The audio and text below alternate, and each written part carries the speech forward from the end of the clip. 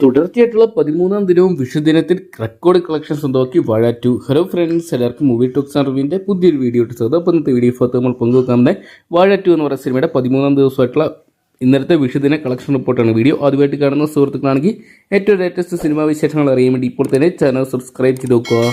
Social media താരങ്ങളായിട്ടുള്ള ഹാഷറിൻ്റെയും കൂട്ടരെയും കേന്ദ്ര കഥാപാത്രമാക്കി സവിൻസ് അണിയിച്ചൊരുക്കിയ ചിത്രമായിരുന്നു വാഴ 2 എന്ന് പറയുന്ന സിനിമ.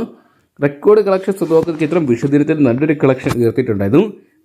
വിഷുദിനത്തിൽ പ്രീ സെയിലൂടെ മാത്രം 2.25 കോടി രൂപ സ്വന്തമാക്കിയ ചിത്രം കേരള ബോക്സ് ഓഫീസിന് ഏകദേശം 6 കോടിക്ക് മുകളിലുള്ള കളക്ഷൻ സ്വന്തമാക്കിയപ്പോൾ വേൾഡ് വൈഡ് ബോക്സ് ഓഫീസിനായിട്ട് ഇന്നലെ മാത്രം ചിത്രം ഏകദേശം 10 കോടി രൂപയോളം സ്വന്തമാക്കിയതായിട്ടാണ് ഏറ്റവും ലേറ്റസ്റ്റ് ആയിട്ടുള്ള ബോക്സ് ഓഫീസ് കളക്ഷൻ റിപ്പോർട്ടുകൾ സൂചിപ്പിക്കുന്നത്.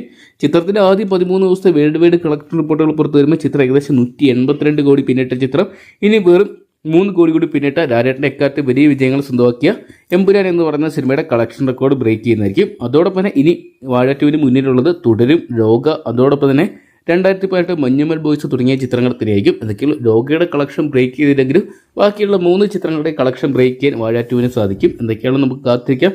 ചിത്രം വരും ദിവസങ്ങളിൽ എത്രത്തോളം വലിയ കളക്ഷൻ തന്നെ സ്വന്തമാക്കുന്നറിയാൻ വേണ്ടി. അപ്പോൾ വാഴ 2 എന്ന് പറയുന്ന സിനിമ നിങ്ങൾ ഇതിനോടൊപ്പം തന്നെ കണ്ടിട്ടുണ്ടെങ്കിൽ സിനിമയെക്കുറിച്ചുള്ള നിങ്ങളുടെ വലിയ അഭിപ്രായങ്ങൾ കമൻറ്റ് ബോക്സിൽ പങ്കുവെക്കുക. ചിത്രത്തിൻ്റെ ഫൈനൽ കളക്ഷൻ എത്ര വരെയെന്നാണ് നിങ്ങൾ എക്സ്പെക്ട് ചെയ്തതെന്ന് കൂടി കമൻറ്റ് ബോക്സിൽ പങ്കുവെക്കാൻ മറക്കണ്ടാവും.